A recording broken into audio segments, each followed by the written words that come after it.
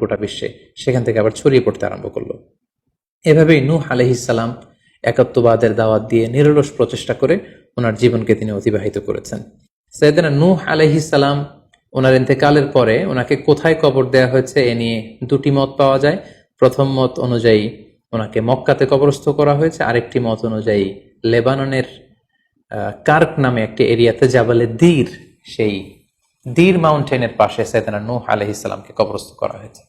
সম্মানিত সুধী, এই ছিল নূহ আলাইহিস সালামের সংক্ষিপ্ত, বর্ণাঢ্য এবং সংগ্রামী জীবন কাহিনী।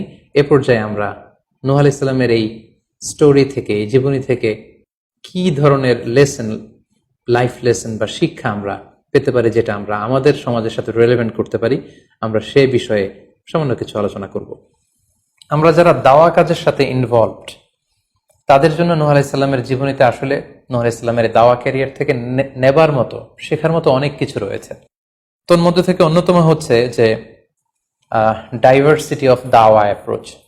আমরা জানি যে আমরা যারা আল্লাহ তাআলার এই কথাগুলো, কোরআন সুন্নাহর এই মেসেজগুলো পৌঁছে দিচ্ছি, আমরাও কাইন্ডা বাণীবাহকের কাজ কিন্তু আমরা করছি। যেহেতু নবীরা নেই, তাদের অনুসৃত পথকে আমরা ধারণ করে তাদের কথাগুলো আমরা পৌঁছে দিচ্ছি। সো আমাদের এই দাওয়া অ্যাপ্রোচের মধ্যে ডাইভার্সিটি থাকতে হবে। আমরা যেমনি ওরালি দাওয়া কাজ করি, নবীরা ওরালি দাওয়া কাজ করতেন, মৌখিকভাবে মানুষকে দাওয়া দিতেন। এই ওরালি দাওয়ার পাশাপাশি আমরা রিটেন দাওয়ার কাজ করতে পারি, আমরা প্র্যাকটিক্যাল দাওয়া কাজ করতে পারি। অর্থাৎ প্র্যাকটিক্যাল দাওয়াটা হচ্ছে লাইভ দাওয়া। আমার কথা দেখে, আমার আচরণ দেখে, আমার ডিলিংস দেখে মানুষ ইসলামের সৌন্দর্যের প্রতি আকৃষ্ট হবে, এবং এটা খুবই ফলপ্রসূ একটা দাওয়া সিস্টেম। সো আমরা যদি নূহ আলাইহিস সালামের জীবনের দিকে তাকাই, তাহলে দেখবো উনি অনেকভাবে এই দাওয়া কাজ করেছেন।